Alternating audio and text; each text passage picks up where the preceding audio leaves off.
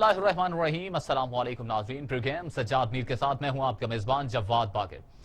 ناظرین، آج ڈاکٹر علامہ محمد اقبال کا 143واں یوم پیدائش جوش و جذبے کے ساتھ منایا گیا۔ سیمینارز کا انعقاد کیا گیا، تقریبات بھی ہوئیں اور ڈاکٹر علامہ محمد اقبال کو خراج تحسین پیش کیا گیا۔ اس پر گفتگو کا آغاز کریں گے آج کے پروگرام کا۔ ہمارے ساتھ اسٹوڈیو میں موجود ہیں پاکستان کے نامور دانشور تجزیہ کار کالم نگار سجاد میر صاحب۔ سجاد میر صاحب، شاعر مشرق علامہ محمد اقبال 143واں یوم پیدائش، جنہوں نے خودی کو بیان کیا اور شاہین پر انہوں نے بہت زور دیا۔ آپ نے تو اقبال کو تشریح بھی کر دی ساتھ، میرے لیے کچھ نہیں چھوڑا۔ نہیں، بسم اللہ کریں۔ کیونکہ یہ آپ مطلب خوزے میں بند کریں۔ ہم تو خودی اور شاہین کے تصور پر ہی جیتی ہے اور اسی کو اہمیت دیتی ہے کہ اگر ہم نے کچھ ترقی کرنی ہے تو اپنی خودی کو مضبوط کرے، اور شاہین کے تصور کے تحت یہ سمجھتے ہیں کہ شاہین وہ ہے جس کو آج کے یہ لوگ چیتا کہتے ہیں یا شیر کہتے ہیں، اقبال کے نام وہ شاہین ہے۔ عام طور پر ایسے موقع پر میں دو چار جگہوں پہ ضرور تقریر کیا کرتا ہوں۔ ہمارے ایوان اقبال میں جو مرکزی مجلس اقبال ہے اس کا ممبر بھی ہوں، وہاں بھی جاتا ہوں۔ پنجاب یونیورسٹی میں فنکشن تھا، لیکن آج ذرا اپنے کسی وجہ سے میں فنکشنز پہ نہیں جا سکا۔ اقبال کی شان یہ ہے کہ اللہ کا ہم پر اس قوم پہ سب سے بڑا احسان یہ ہے کہ جہاں اس نے ہمیں ایک عظیم مدبر عطا کیا قائد اعظم کی شکل میں، وہاں ایک فلسفہ حیات بھی ساتھ دیا اقبال کی شکل میں، ایک مفکر بھی، ایک مدبر بھی۔ آپ اگر سارے اقبال کے تصورات کو تجزیہ کریں اور کریں، جتنے سوالات زندگی میں پیدا ہوتے ہیں کو اقبال کے ہاں موجود نظر آئے گی۔ مثال کے طور پر اگر ہم اس بحث پر بحث کرتے تھے کہ کیا اسلام کا پاکستان کا نظام سیکولر ہونا چاہیے، ہندوسم ہونا چاہیے، تو ہم یہی کہتا ہوں، میں بھی ان لوگوں میں جو کہتا ہوں کہ قائد اعظم نے تو آج تک سیکولر کا لفظ استعمال ہی نہیں کیا، پوری زندگی کبھی نہیں کیا۔ اور رہا علامہ اقبال، انہوں نے کیا استعمال کرنا تھا، انہوں نے تو ڈیفائن کر دیا کہ اسلام the unity of man into the irreconcilable duality of spirit and mortal state and church۔ اسلام تقسیم نہیں کرتا اسٹیٹ اور چرچ کو، وہ تقسیم نہیں کرتا روح اور مادے کو۔ کیوں؟ وہ اسلام کی انسان کی وحدانیت پہ یقین رکھتا ہے، انسان کی توحید پہ یقین رکھتا ہے کہ انسان ایک ہے، انسان بٹا ہوا نہیں ہے۔ تو اقبال کے سارے تصورات، وہ بڑی خوبصورت بات کہی ہے، میں اس کو اکثر کہا کرتا ہوں کہ اگر میرا ایک حرف بھی قرآن سے ہٹ کے ہو تو مجھے قیامت کے دن بوسائے پائے رسول نصیب نہ کرنا۔ اور یہ جو لوگ اقبال کی عشق رسول سے واقف ہیں وہ جانتے ہیں کہ اقبال کے ہاں اس کا کتنا مرتبہ تھا۔ وہ مصطفیٰ رضا وہ مصطفیٰ کہ دی ہما اوست اگر باؤ نہ رسیدی تمام بھولا بیست، کہ صرف حضور تک پہنچنا ہی ہے، وہاں تک نہ پہنچے جتنا فلسفے آپ جاڑ لیں تو وہ ہوگی۔ تو اس سے بڑی بات کوئی کیا کہہ سکتا ہے، کیا کر سکتا ہے؟ وہ قرآن کو بھی عشق رسول کی روشنی میں دیکھتا تھا اور اپنی زندگی کا آئیڈیل جو سمجھتا تھا کہ میں اپنے تمام چیزوں کو قرآن کی روشنی میں پرکھوں۔ بڑا واقعہ مشہور ہے، وہ سنا کے ڈاکٹر اسرار اس کے راوی ہیں، اور وہ بتاتے ہیں ڈاکٹر اسرار کا بھی انداز آپ کو معلوم ہے، بڑے اکھڑ قسم کے آدمی تھے۔ امین حسن سلائی یہاں آنکھوں کے آپریشن کے لیے آئے تو کچھ وقفہ تھا، انہیں کچھ چیزیں کرنی تھی، وہ ان کے پاس گئے معلوم کرنے کے لیے، انہوں نے اقبال پڑھ رہے تھے، ان کو کہتے ہیں میرے بس یہی کتاب پڑھ رہا ہوں، اور پھر ایک خاموشی کے ساتھ کہا آپ جن لوگوں کو پتہ امین حسن سلائی قرآن فہمی میں کتنا بڑا مقام رکھتے ہیں، وہ فراہی اسکول آف تھاٹ کے گویا سب سے بڑے آدمی ہیں، تفسیر مکمل انہوں نے ایک منفرد انداز میں لکھی ہے۔ انہوں نے کہا کہ ہم تو یہ سمجھتے تھے کہ جہاں ہم قرآن کو سمجھ پائے کوئی دوسرا نہیں سمجھ پایا، پر اقبال کو پڑھ کر یہ اندازہ ہوتا ہے کہ جہاں یہ شخص پہنچا ہے وہاں کوئی نہیں پہنچ پایا۔ یہ امین حسن اصلاحی کہتے ہیں، گوا اس کا ڈاکٹر اسرار ہے۔ اور پھر یہ بھی ایک فقرہ کوٹ کیا، پھر خاموش رہے اور کہنے لگے کہ جس قوم کو اقبال جیسا خودی خواہ نہ جگا سکا اسے کوئی ہما شمع کیا جگائے گا۔ اپنے آپ کو اقبال کو خودی خواہ کہا، خود کو ہما شمع کہا۔ یہ اہمیت تھی اس شخص کی، یہ عظمت تھی، اور شکر ہے کہ پاکستان اسی اصولوں، مثلا لڑائی ہے کہ دارا اور رنگ میں کون اول آئے گا، انہوں نے جتنی دارا کی مذمت کی ہے، وہ میں شعر بھی پڑھ سکتا ہوں کہ اکبر کا فتنہ دوبارہ دارا کی شکل میں پیدا ہوا اور اورنگزیب کے بارے میں کہا کہ ترکش مارا دنگے آخری، کہ میری کمان کا آخری تیر تھا جو میں نے چلا دیا. اس سے زیادہ ہوتا ہے کہ میں نے ہمارے لیے لائن مقرر کر دی. ایک نہیں سینکڑوں چیزیں ہیں جس کو ہم کوٹ کر کے بتا سکتے ہیں کہ اقبال کس طرح ہماری زندگیاں اس نے مولڈ کی. اچھا، جو اقبال کی شاعری کا جو فلسفہ ہے اس کو ترکی نے بڑا اڈاپٹ کیا ہے، میرے صاحب اس پہ روشنی ڈالیے. ترکی ایک حریت پسند ملک تھا جی، وہ آزادی کبھی غلام نہیں رہے جی، وہ بہت بڑا قسم کی قوم ہے جی. اقبال کو بھی ترکی کے خاص کا بڑا فخر تھا اور ناز تھا. مولانا روم کے وہ قائل تھے نا جی، پونیا میں دفن ہے ترکی میں ہی. اور عجیب بات ہے، کونیا میں اگر آپ جائیں تو مولانا روم کے مزار کے ساتھ ایک چھوٹا سا مقبرہ بنا ہوا ہے. وہ مقبرہ نہیں ہے، وہ مقبرے کی ریپلیکا ہے. وہ اقبال کا مزار ہے. وہاں بنا کے لگایا گا کہ یہ پیر رومی کے پاس، مرشد رومی کے پاس یہ مرید ہندی جو ہے اس کا یہ رومی کے ساتھ یہ تعلق. جمال الدین افغانی تھے عالم اسلام، جب ان کا انتقال تو 94 میں ہو گیا تھا، لیکن جب ان کی میت جو تھی وہ کوئی 32 یا 33 میں لائی گئی کابل دفن کرنے کے لیے تو لاہور سے گزری. نہیں 33-32 میں نہیں، اقبال کے انتقال کے بعد 44 میں یا کتنے میں. تو ان کی اس میت کو اقبال کے مزار سے مس کر کے گزارا گیا کہ یہ وہ شخص ہے جو ان کے تصورات کو لے کے آگے بڑھا تھا. وہ رومی اور افغانی دونوں کے گویا ان کے آئیڈیل تھے اور یہ ان آئیڈیلز کو لے کر ملت اسلامی کو بدلنا چاہتے تھے. سجاد میر صاحب، بڑی آپ نے سیر حاصل گفتگو کی ہے. تھوڑی سی ملکی سیاست پہ گفتگو کرنا چاہ رہا ہوں. جس ملک میں بڑھتا ہوا سیاسی انتشار ہے، غداری کے الزامات دیے جا رہے ہیں، تابڑ توڑ ایک دوسرے پر حملے کیے جا رہے ہیں اور رکنے کا نام ہی لے رہے ہیں. گلگت بلتستان میں اس وقت ماحول سیاسی طور پر درجہ حرارت، ویسے تو ادھر سردی پڑ رہی ہے مگر درجہ حرارت بہت گرم ہوتا چلا جا رہا ہے. کیا دیکھ رہے ہیں اس مارکے کو؟ دیکھیں اصل میں جا کے وہاں انہوں نے بہت تیز کر دیا مارکا. وہاں ایسا ہونا نہیں چاہیے تھا. بڑا سینسٹیو علاقہ ہے. الیکشن لیکن اتنی تیزی سے ہو رہا ہے کہ تینوں پارٹیاں کے جو سربراہ اشخاص ہیں، مریم نواز ادھر سے، بلاول بھٹو نے ڈیرے ڈالے ہوئے ہیں اور عمران گیا وہاں. اور اب وہاں ایک گنڈا پوری بھیج دیا ہے، امین گنڈا پوری، وہ جس کی شراب کی بوتل تھی، پتہ نہیں وہ شہد بن گیا تھا. یہ وہ مشہور آدمی ہے، اس نے بدتمیزی کی انتہا کر دی ہے. جس سے اسے بلاول نے کہا کہ گندا وزیر یہاں آیا ہوا ہے، گندی زبان بول رہا ہے. خاص طور پر ہم عورتوں کا خاص احترام کرتے ہیں، اس نے وہ ساری حدیں پار کر دی ہیں. اور دکھ کی بات یہ ہے کہ ان کی پارٹی کی طرف سے نہ اس کی مذمت ہوئی، نہ تردید ہوئی، نہ اس کو روکا گیا. یہ ایک عجیب بری بات ہے. اور آج تو مریم نے جو بات کی ہے وہ بڑی سخت لگتی ہے. بلاول بھی ایسے کر رہا ہے. اس نے کہا کہ میں عمران کا نام اس لیے لے رہی ہوں کہ مجبوری ہے میری، ورنہ میں نام اس نے اس طرح لیا کہ یہ ایک مرض کا نام ہے اور اس مرض کو یہ کورونا آیا ہمارے ہاں اور اس کو ہٹانے کے لیے ماسک کافی نہیں ہے، اس کو اٹھا کے باہر پھینکنا پڑے گا. دیکھو لوگ اب اس طرح کی باتیں کر رہے ہیں اور اس کے نتیجے کے طور پر اب سراج الحق باجوڑ میں گئے، انہوں نے بڑی سخت تقریر کی ہے. انہوں نے کہا کہ تمہارا دوست ٹرمپ تو چلا گیا، اب تمہاری باری ہے، اور اگر جھوٹوں کا کوئی عالمی مقابلہ کرایا جائے تو اس کا ورلڈ کپ تم جیت کے آؤ گے. تو اس سے جو فضا تیز ہوئی ہے یہ پاکستان کے لیے یا پاکستان کی سیاست کے لیے اچھی نہیں ہے.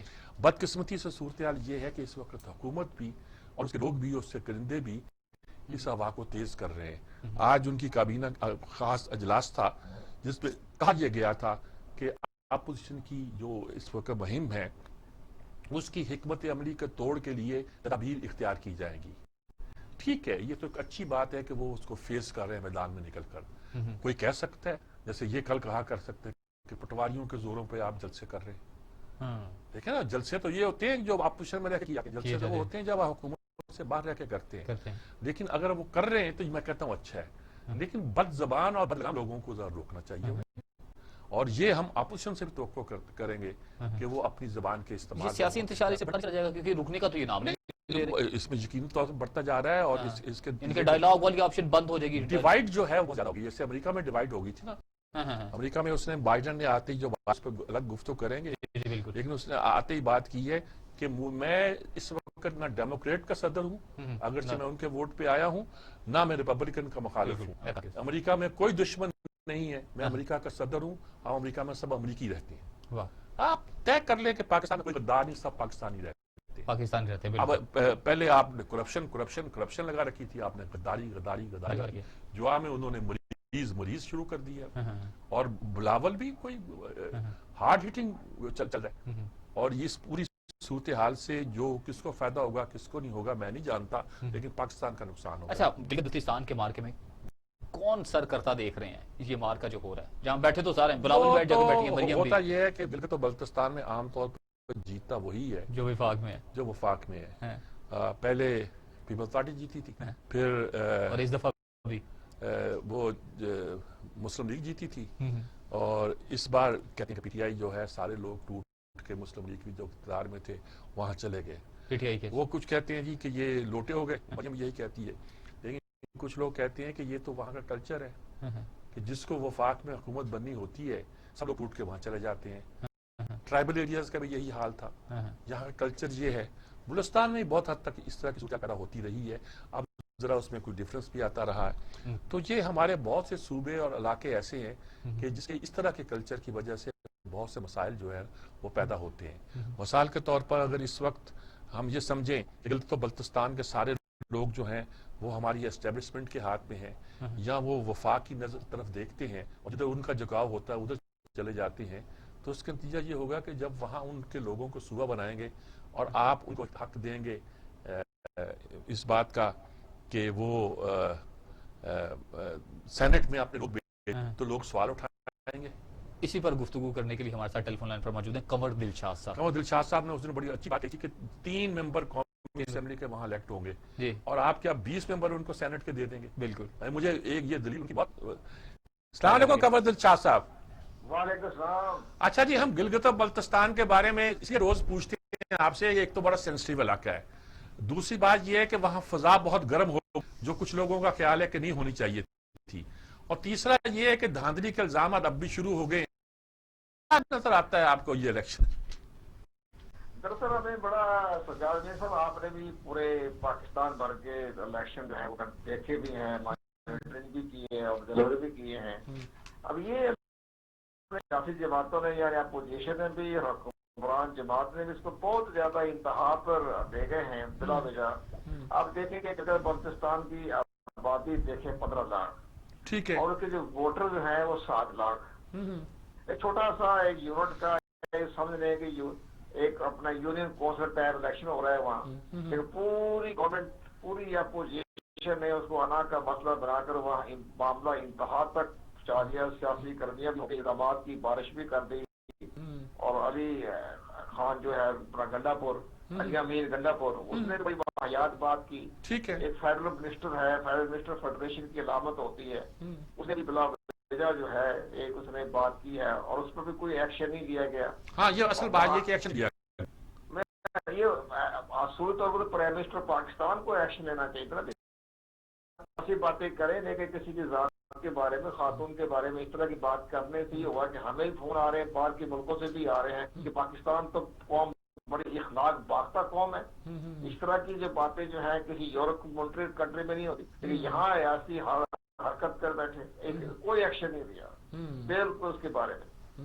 ایک جہاں تک ان کے سپریم کورٹ جو چیف کورٹ ہے وہ بھی ویسے بلا وجہ یہ ہے، وہ بھی سپریم کورٹ آف پاکستان جنوری 2019 میں جو انہوں نے ججمنٹ دی تھی سپریم کورٹ آف پاکستان میں یہ کہا تھا کہ چیف کورٹ کا جو چیف جسٹس مقرر کریں، چیف الیکشن کمیشن مقرر کریں، کیئر ٹیکر گورنمنٹ جو کریں، وہ باقاعدہ ایک آئین اور قانون کی روشنی میں کی اپائنٹمنٹ ہونی چاہیے۔ یہاں حکومت پاکستان نے وہ چیف کورٹ کا بھی چیف جسٹس لگا دیا، اور چیف الیکشن کمیشن بھی مقرر کر دیا، کیئر ٹیکر گورنمنٹ بھی خود ہی بنا دی، تو وہ تو سپریم کورٹ آف پاکستان کے جو حکامات تھے اس کی خلاف ورزی ہو گئی ہے۔ ٹھیک اب اگر لیکن اس خلاف ورزی کو کسی نے دھیان نہیں دیا، اور بلاول زرداری صاحب اور باقی مریم نواز صاحبہ بھی جتنے بھی گئے انہوں نے ادھر تو خیال نہیں دیا کہ جناب یہ جو ڈھانچہ بنا ہے گلگت بلتستان انتظامی عدلیہ اور الیکشن کمیشن کا، یہ سپریم کورٹ آف پاکستان جنوری 2019 کی خلاف ورزی جا رہا ہے،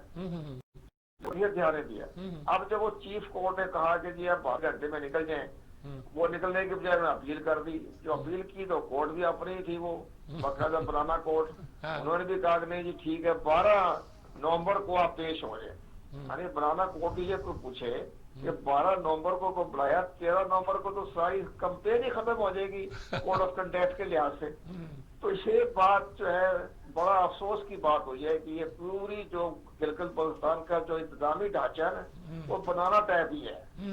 اس لحاظ سے ہمیں تو الیکشن تو ظاہر ہو جائے گے, 7 لاکھ کے ووٹر ہیں, اور دھاندلی کا میرے خیال میں اس لیے ہوا کہ بہت سارے لوگ اپنی کہہ رہی ہے کہ بہت پبلک جو ہے پڑھی لکھی پبلک ہے, نوجوانوں کے ہاتھ میں کنٹرول ہے. اس لحاظ سے دھاندلی کے امکانات نہیں ہوں گے, لیکن پری پول ریگنگ کے بارے میں جو بھی فیڈرل گورنمنٹ نے کیا وہ تو کر دیا. اپنے مرضی کے جج لگا دی, اپنی مرضی کے چیف جسٹس لگا دیا, چیف پراسیکیوشن لگا دیا, ممبر جو ہے وہ گورنمنٹ لگا دی. تو یہ ساری چیز تو نظر آ رہی ہے, لیکن پبلک کا شور دیکھیں آپ, ہزاروں آدمی جو ہیں وہ اپوزیشن کے جیسے بھی جا رہے ہیں, گورنمنٹ کے جیسے بھی جا رہے ہیں. اس سے پبلک کا شور تو پنجاب کی, سندھ کی, خیبر پختونخوا کی, بلوچستان کی عوام سے زیادہ وہ لوگ باشعور ہیں. اپنے حقوق کو دیکھ رہے ہیں, وہ ججمنٹ کر رہے ہیں, مانیٹرنگ کر رہے ہیں, کون لیڈر ہمارے مفادات کے بارے میں بات کر رہا ہے. تو یہ چیزیں تو ہمیں بڑا ہے خوش آئند بات ہے کہ بھی وہ لوگ بڑے جمہوری طور پر پڑھے لکھے لوگ ہیں وہاں کے جی. وہاں تو ایجوکیشن کا ریشو بھی بہت زیادہ ہے, خاصا اچھا ہے. 100% ہے, بالکل ٹھیک بات ہے. تو یہ نظر آ رہا ہے, لیکن بہرحال حکومت کو بھی چاہیے تھا. حکومت تو ایک قسم کا پیرنٹ ہوتا ہے, حکومت ماں کی حیثیت رکھتی ہے, فیڈرل گورنمنٹ ہو کیسی بھی ہو. تو اس کے جو منسٹر جو ہے وہ لاپرواہی کی باتیں کر رہے ہیں, پوچھنے والا ان کو ہے نہیں. تو یہ چیز نظر آ رہی ہے, لیکن بہرحال حکومت کی طرف کا تو نہیں ہوگا, لیکن پری پول ریگنگ کے بارے میں جو انہوں نے انعامات تقسیم کر رہے ہیں, جو ترغیب دے رہے ہیں, انسینٹو دے رہے ہیں, وہ کرپٹ پریکٹس کے زمرے میں آتا ہے. باقی بلاول کی جو پارٹی ہے وہ نہ اس کی قومی اسمبلی میں نمائندگی ہے, نہ سینٹ میں ہے اس کی نمائندگی, اور پارلیمنٹیرین کی نمائندگی ہے. پاکستان پیپل پارٹی جو ہے جس کو عام لفظ میں 3PP کہتے ہیں, اس کی تو نہ سینٹ میں, نہ قومی اسمبلی میں, نہ صوبائی اسمبلی میں کوئی اس کی حیثیت ہے. تو وہ جو باتیں کر جائے تو وہ کنڈکٹ میں نہیں آتے. لیکن حکومت جو ہے وفاقی حکومت وہ تو باقاعدہ اس کے آتی ہے کرپٹ پریکٹس کے زمرے میں, جو وہ علاوہ کر رہے ہیں, ہم برج لگا دیں گے, پل بنا دیں گے, سڑکیں بنا دیں گے, یہ باتیں جو ہے یہ اس میں آتی ہے کرپٹ پریکٹس. بہت شکریہ آپ کا قمر دل شاہ صاحب, بہت عمدہ بات انہوں نے, بہت بہت کلیئرٹی ہے, خاص طور پہ گلگت بلتستان کے بارے میں نہیں ہے, الیکشن کے بارے میں, کیونکہ خود الیکشن کمیشن میں. تو اس لیے میرا خیال میں انہوں نے بات جو کی ہے بہت ہی مناسب اور بہت ہی درست بات کی. جاسمیر صاحب, تو پھر آپ کیسے دیکھتے ہیں کہ اس کے جو پری پول ریگنگ کی بات کی جاتی ہے, یعنی کہ اب بھی یہ ایلیمنٹ ادھر وہاں سوئے گا نہیں, یہ ہوگا نہیں, وہ تو انہوں نے کہا ہو گیا, اپنی مرضی کے, آپ نے وہاں ساری لوگ اپوائنٹ کر دیے, سب مشینری آپ کی اپنی ہے, ان لوگوں کو توڑ کے اپنے ساتھ لے بھی گئے, آپ نے نہیں توڑا تو وہ ٹوٹ گئے, سارے کام ہو گئے. یعنی کہ بلاول کو گرین سگنل نہیں ملا ابھی تک. نہیں, بلاول اس بات پہ خیال ہے, شاید اس سے کہا گیا ہے کہ تجھے کچھ نہ کچھ دے دیا جائے گا, پھر صبح بن جائے گا, تجھے کچھ سینٹ میں 4 سیٹیں مل جائیں گی. صحیح. تو وہ گلگت بلتستان کی تیز طاقت وہاں بڑھ جائے گی. ذرا مست ہو کے لگا ہوا ہے, اور وہ دوسرے لوگوں کو مشورے دے رہا ہے کہ ذرا ہاتھ ہولہ رکھو. زرداری صاحب بھی کہہ رہے ہیں, وہ بھی کہہ رہے ہیں کہ نواز شریف کی تقریر کا میں جو باتیں کہی گئی ہیں اس میں ساری پارٹیاں اپنی تحفظات اور ریزرویشن ظاہر کر رہی ہیں, جس سے اسٹیبلشمنٹ خوش ہو رہی ہے. بریک کے بعد اس پہ بات کریں گے, ہاتھ ہولہ رکھو, جو کہ PDM کہہ رہی ہے اس وقت, اس کے کچھ جن کے جو ممبران ہیں اس میں وہ کچھ کہہ رہے ہیں کہ ہاتھ ہولہ رکھو. اس پہ بریک کے بعد گفتگو کرتے ہیں.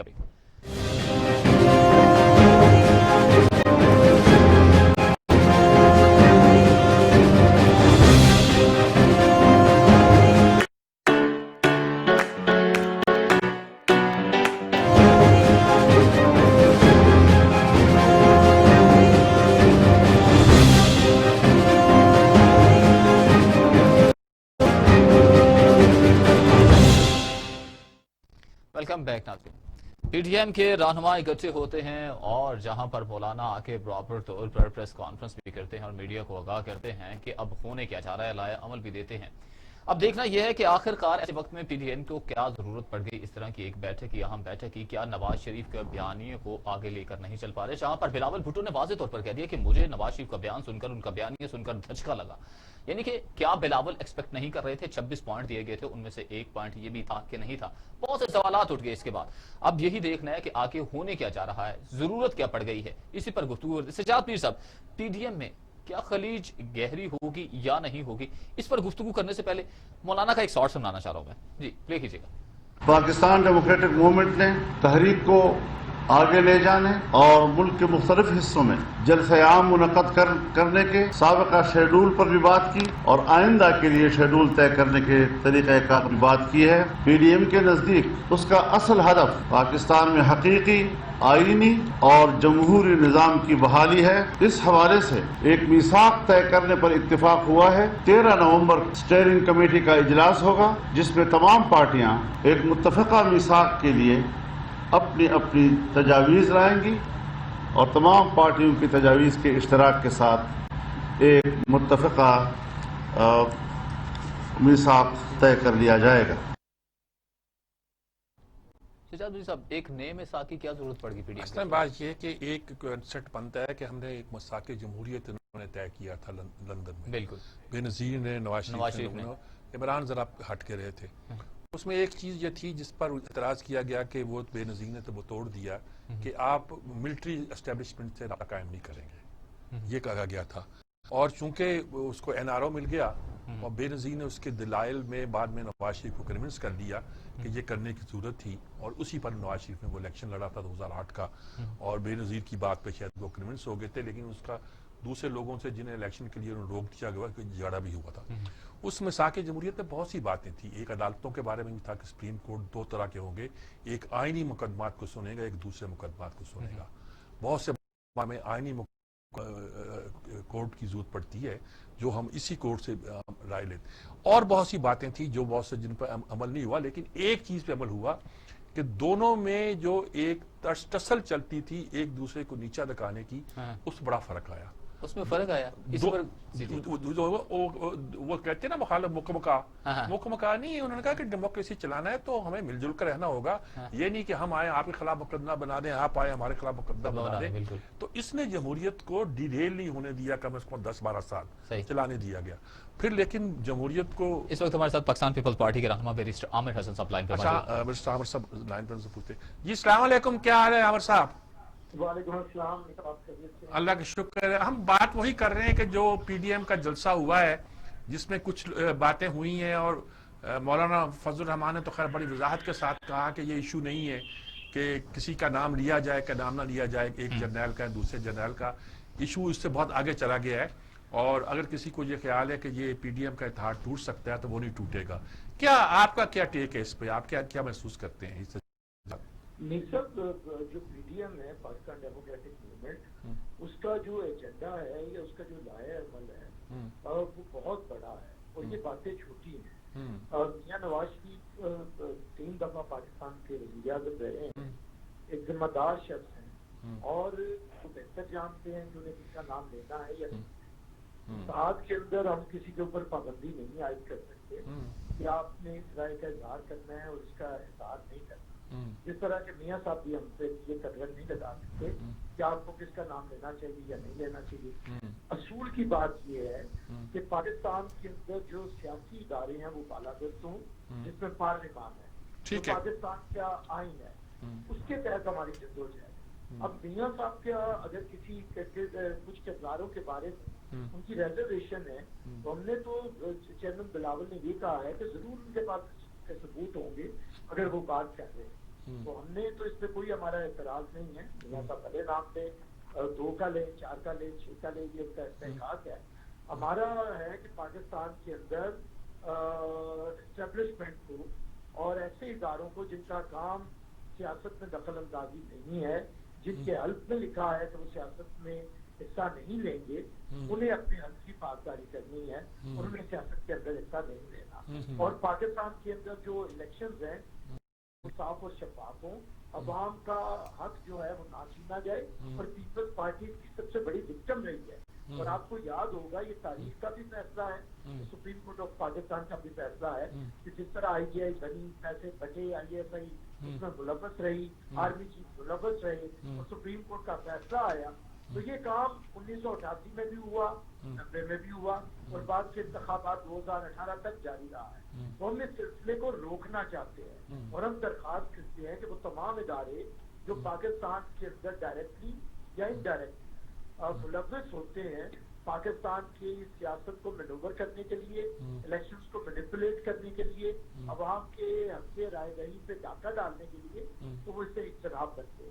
ہم نے پہلے بھی یہ چارٹر آف ڈیموکریسی کے اندر کچھ چیزیں فائنل کی تھی اور اللہ کا شکر ہے کہ پیپلز پارٹی نے اس میں تقریباً 80% عمل کیا اور کچھ چیزیں میاں صاحب نے بھی اس پہ عمل کیا، اب تقریباً 90% اس پہ عمل ہو گیا ہے۔ اب ہمارا اور اس میں بہت سے بڑے کام ہوئے ہیں، اس میں بڑا کام یہ ہوا کہ 15 سال ہوئے ہیں، اب حکومتیں تسلسل کے ساتھ جاری ہیں، ملک میں کوئی مارشل لا نہیں آیا۔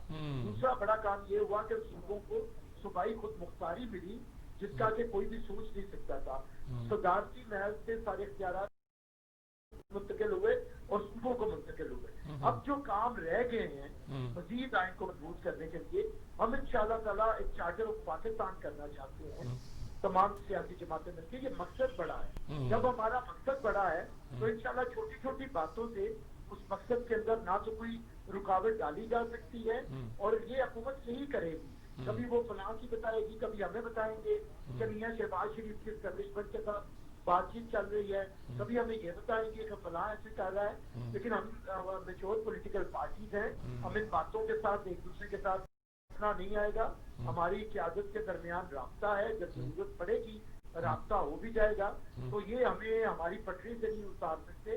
ہمارا مقصد عظیم ہے اور اس عظیم مقصد کے لیے ہم جدوجہد کرتے ہیں۔ بہت شکریہ آپ کا عبدالستر عامر حسین صاحب، آپ بہت وضاحت کے ساتھ اور بڑی کلیئرٹی کے ساتھ مسئلے کو بیان کیا ہے، بالکل ٹھیک کہہ رہے ہیں۔ اب یہ بھی ہے کہ آئندہ کا منصوبہ بن رہا ہے، آئندہ کیا کرنا ہے، جلسہ کیا کرنا ہے، یہی طے ہوا تھا نا جی، جلسہ ہوگا، کیسے ہوگا، کہاں ہوگا، ریلیاں نکالیں گے تو کب ہوگے، اب استعفے دینے کا مرحلہ تو بعد میں آئے گا، وہ بھی کبھی فیصلہ ہوگا، اکٹھے ہوگا۔ جلسوں میں اداروں اور شخصیات کی بات تو نہیں کی جائے گی، یہ بھی طے ہوگا؟ وہ کہتے ہیں جب طے ہو گیا کہ اداروں کے خلاف بولا جا سکتا ہے، کوئی شخص نام لینا چاہتا آگے بڑھ کے بقول مولانا فضل الرحمان کے، تو یہ اس کی ہمت ہے، جو نہیں نام لینا چاہتے یہ بھی ان کی احتیاط ہے، تو دونوں ٹھیک کہہ رہے ہیں، ہمارا اس پہ کوئی اپوزیشن متحد ہو پائے گی یا کہ پیپلز پارٹی پھر ریزرو ہو جائے گی؟ ابھی تو متحد ہے، اور یہ کہنا کہ پیپلز پارٹی جو ہے وہ اس سے ہٹ جائے گی، نہیں وہ نہیں کرے گی۔ پیپلز پارٹی کو بھی اپنے وجود کے لیے فی الحال لازمی بات ہے کہ وہ اکیلی اگر چلے گی تو صرف سندھ کی پارٹی گنی جائے گی، اسے قومی پارٹی اپنے آپ کو منوانے کے لیے ان اصولوں پر یہ بیانیہ آپ بیک لے کر چلیں گے؟ چلیں گے، ٹھیک ہے۔ بیانیہ کا لفظ نیا نیا آیا ہے، اس سے پہلے تھا نہیں یہ ہماری زبان میں۔ ٹھیک ہے، صحیح ہے۔ بریک پر جانا جی، بریک سے جب لوڈ کرائیں گے مزید گفتگو آگے بڑھیں گے۔ ٹھیک ہے، بریک۔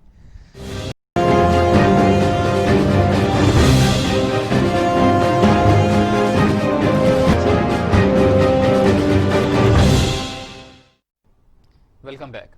میر صاحب، کرونا کی دوسری لہر سر اٹھا رہی ہے اور تازہ ترین اطلاعات کے مطابق کچھ دیر پہلے قبل بتایا گیا کہ لاہور کے کچھ علاقوں میں لاک ڈاؤن بھی کیا جا رہا ہے، کیسے دیکھ رہے ہیں حکومتی اقدامات کو؟ یہ بات تو بہت دنوں سے پریڈکٹ کی جا رہی ہے کہ دوسری لہر آنے کی توقع ہے۔ ابا کی رپورٹ تھی وہ یہ تھی کہ پاکستان میں جو ٹیسٹ ہوئے ہیں اس میں 4.9% جو تھا وہ پازیٹیو آئے ہیں، اور کچھ علاقے ہیں جس میں 26% تک پازیٹیو آئے ہیں، شاید کشمیر کے کچھ علاقے ہیں کہ تو یہ ہمیں محتاط تو رہنا چاہیے نا جی۔ بالکل، ہمارا دیکھیے کیپٹن صفدر بھی اس میں آ گئے ہیں، قمر قائرہ بھی آ گئے ہیں، بالکل، اپنے نظر آتا ہے کہ یہ معاملات جو ہیں ٹھیک نہیں ہے۔ ویسے بھی فلو کا موسم ہے اور لوگ جو ہے بیمار پڑتے ہیں تو ان کو سمجھ نہیں آتی کہ ہم کس مشکل میں گرفتار ہیں، کیا ہے کیا نہیں کریں وغیرہ، ساری صورتحال ہے۔ عوام بھی تو کچھ جگہ پر احتیاط کرتی نظر آئی، ایک سمپل بات یہ کہ آپ ماسک لگا کے نکلیں۔ بالکل، ماسک جو ہے، جو پراپر ماسک ہے وہ اب صرف 10 روپے کا ملتا ہے۔ بالکل، شروع میں 20 روپے کا بھی تھا، 50 کا بھی تھا، 10 روپے کے آپ میڈیکل اسٹور سے جائیں، آپ ماسک تھدی لے آئیں۔ بالکل۔ اچھا، اب انہوں نے یہ کیا کہ آپ ان کو فائن کریں، لیکن فائن کرنے کا میتھڈ کیا ہوگا؟ آپ فائن کر کے کیا کہیں گے، جا کے بینک میں جمع کراؤ، یا کہیں گے پولیس والے اس کو لے لیں گے؟ انہوں نے کہا کہ جب آپ فائن کرو تو آپ 3 ماسک دے دو انہیں اور 100 روپے ان سے لے لو، یعنی کہ کوئی فارمولا۔ لیکن یہ بات ضروری ہے کہ آپ کو سختی کرنا پڑے گی، ورنہ دیکھیں پرابلم جو ہے وہ شدید تر ہوتا جائے گا۔ اب یہ جیسے ٹرمپ ہے، اس کی شکست کی ایک وجہ یہی تھی، اس نے ایزی لیا تھا۔ ہمارے عمران بھی اس کو دوسرے معنوں میں ایزی لیتے ہیں. وہ کہتے ہیں کہ اکانومی تباہ ہو جائے گی اگر ہم نے زیادہ لمبا لاک ڈاؤن کر دیا. وہ جو سمارٹ لاک ڈاؤن ہے، مائکرو لاک ڈاؤن ہے، جو دنیا میں ہر جگہ وہ اس پہ اصرار کرتے ہیں. اور اب یہ منیمم جو ریکوائر کیا جا رہا ہے حکومت سے کہ آپ ماسک کے بغیر گھر سے نہ نکلیں، اور ماسک کے بغیر جو ہے وہ کہیں شاپنگ نہیں کریں، کہیں جائیں نہیں. کچھ شادی حال بند کر دیے، کچھ اس کی جگہ کر دی، اور کچھ شرطیں لگا دی کہ 10 بجے سے پہلے ختم ہو. یہ سارے دیکھیے لوگوں کی بہتری کے لیے. بالکل اگر ہم نے کورونا پہ ابھی قابو پا لیا اس مہینے کے اندر تو ہمارے لیے یہی بہتر ہے. خدا نہ خواستہ پھیلا تو یہ بڑی خطرناک صورتحال ہوگی.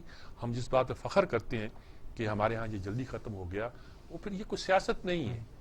یہ آپ نے جو فیصلہ کرنا ہے وہ سیدھا فیصلہ کریں. یا تو یہ ہے کہ کر دیں 2 ہفتے کے لیے لاک ڈاؤن. بالکل. یہ جلسے جلوس بھی ہو رہے ہیں، اس میں بھی بے احتیاطی وہ بھی ہو رہے ہیں، سب کچھ ہو رہا ہے، اور ظاہر ہے کہ اس کے اثرات پڑ رہے ہیں. اس پہ ہمیں غور کرنا چاہیے.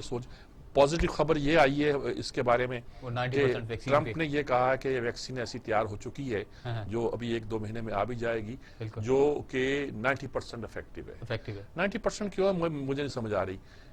روس نے بھی یہ دعویٰ کیا ہے کہ ان کی ویکسین 90% افیکٹو ہے. اب مجھے زیادہ انتظار جو ہے وہ جرمنی اور انگلینڈ کی ویکسین پر بھی ہے، کیونکہ انگلینڈ میں بہت بڑا سیٹ اپ ہے آکسفورڈ میں، جسے وائرولوجی کہتے ہیں اس کا، اور دنیا کے بڑے وائرولوجسٹ وہاں کام کرتے ہیں. جرمنی بھی اس میں بہت ایکٹیولی کام کر رہا ہے. چین نے تو یہ دعویٰ کہا ہوا ہے کہ اس کی جو عام ٹرائل نمبر 3 ہے پاکستان میں بھی ہو رہے ہیں. ہم بھی اس کو چیک کر رہے ہیں. اللہ کرے وہ ویکسین بھی کامیاب ہو، اور کامیاب ہو تو میرا خیال ہے ہمارے علاقے میں تو وہی زیادہ آئے گی. ابھی تو اس سال جو امریکن ویکسین ہے وہ 40-50 لاکھ لوگوں کے لیے اویلیبل ہوگی. اگلے سال کو 1.5 بلین کے لوگوں کے لیے وہ اویلیبل ہو جائے گی. اگر دوسرے ملکوں نے بنائی اور ساری ایفیکیسی اچھی ہوئی تو انشاءاللہ جو ہے وہ ویکسین وہ کورونا پہ قابو پانے کا سال ہوگا انشاءاللہ. اور دیکھیے یہ تو اللہ نے اپنی قدرت دکھائی ہے. کتنے بے بس ہو جاتے ہیں، بالکل. کوئی علاج نہیں ملتا کہ کیسے کریں کیا نہیں کریں گے. اور آپ کو پتا ہے کہ اس کو یہ بیماری ہے، آپ کے پاس علاج نہیں ہے اس کا. اور اللہ کرم کرے، رحم کرے، اس قوم پر اپنا فضل کرے، اور دنیا پر بھی اپنی رحمتوں کا سایہ نازل کرے. ویکسین یا دوسرے مسئلے حل ہو جائیں تو ہو سکتا ہے کہ زندگی نسبت ویکسین میر صاحب اگر کوئی ملک بنا لیتا ہے تو اس کی ترسیل کا کیا نظام ہونا چاہیے؟ جو 3rd ورلڈ ممالک ہیں وہ بھی متاثر ہیں کورونا سے، WHO کا اس میں کیا کردار ہونا چاہیے؟ WHO سب تک پہنچانے کی کوشش کرے گی، لیکن جو ملک کی بنائے گا پہلے اپنے شہریوں کو دے گا، اور پھر اس پر ایک حصہ جو ہے دوسرے ملکوں میں بھیجے گا. اور میرے خیال میں اگر یورپ کے 4 یا 5 ملک بنا لیتے ہیں، روس بنا لیتا ہے، امریکہ بنا لیتا ہے، جرمنی بنا لیتا ہے، اور انگلینڈ بنا لیتا ہے، تو میرا خیال وہاں کی ریکوائرمنٹ تو پوری ہو جائیں گی. پھر چین اگر بنا لیتا ہے تو اس کی بہت سی 3rd ورلڈ کی ریکوائرمنٹ وہ بھی پوری کرے گا. لیکن پہلے اسے اپنے شہریوں کو بچانا، بہت بڑا آبادی ہے، اس کو بھی امیون کرنا ہوگا، اور وہ کرے گا. بس یہی ہم سوچنا چاہیے کہ اللہ اس کو بہتر کرے، جلدی ہم اس پہ قابو پا لیں. اچھا، جہانگیر ترین واپس آئے جی، 7 ماہ لگا کر وہ ملنے بھی جا رہے ہیں. اچھا، بہت ویلکم آپ تو نہیں کر رہے ہیں. کیا دیکھ رہے ہیں ان کی واپسی کے کیا محرکات ہو سکتے ہیں؟ چودھری شہزاد کی عیادت کے لیے بھی چل جاتے ہیں، حکومتی اتحادیوں سے ملتے ہیں، مگر حکومتی اتحاد بھی تھوڑا سا گڑبڑ نظر آتا ہے. جہانگیر ترین جو ہے وہ اس میں کوئی شک نہیں ہے کہ وہ تحریک انصاف ایک بہت قیمتی اثاثہ ہے. اور جہاں تک اس کے کاروباری ہونے کا تعلق ہے، میں یہی کہا کرتا تھا کہ جو لوگ اگر کاروبار میں ہیں، اگر ان کی کرپشن نکالنا چاہیں تو کوئی کسی کی پکڑ لیں. کارپوریٹ سیکٹر میں وہ کرپشن تو ہر جگہ موجود ہے. اگر آپ اسے کرپشن کہتے ہیں، وہ صاف ستھرے کاروبار میں ان کی شہرت رہی ہے. میں بھی ان کا اس بات پہ قائل ہوں. اور وہ باہر گئے تھے، بیمار ہیں، سب کو معلوم ہے، ہر سال جاتے ہیں. ہو سکتا ہے اس بار 2-3 مہینے زیادہ رہے آئے. اور اگر وہ آئے ہیں اور کوئی انڈرسٹینڈنگ ہو گئی ہے تو انڈرسٹینڈنگ میں بھی کوئی حرج نہیں، کوئی شک نہیں ہے. وہ تحریک انصاف. ویسے آپ کو ایک چیز ادھر مذائقہ کریں، ان کے جو لیڈر ہیں وہ تو کہتے ہیں پاکستان میں علاج کروانا چاہیے. دیکھیے، علاج تو کینسر کا بھی پورا بہتر علاج جو ہے چوکو خانہ میں نہیں ہو سکتا. جب ڈاکٹروں سے پوچھتا ہوں کہتے ہیں وہاں آپ کیمو تھراپی کرتے ہیں. اب ویسٹ میں تو یہ ہے کہ ٹارگیٹڈ تھراپی جو ہے وہ بھی آ چکی ہے، اور بہت سے میتھڈ ہیں جو ہمارے یہاں نہیں ہے. ایک صاحب مجھے کہنے لگے کہ ان کا MRI ہوا تھا اور لٹا دیا فلان، جیسے ہمارے یہاں ہوتا ہے. انہوں نے کہا کہ وہ دوبارہ انہیں کی ضرورت تھی تو وہ لندن میں یا شاید امریکہ میں وہ گئے کروایا. کہنے ایک کمرے میں اٹھا دیا، شیشہ تھا، ٹی وی لگا ہوا تھا، باتیں کر رہے تھے، اور باتیں کرتے کرتے معلوم ہوا کہ میرا MRI بھی ہو گیا ہے. تو ہم تو ابھی ٹیکنالوجی مشینوں کے لحاظ سے بہت دور ہیں کہ مہنگی پڑتی ہیں.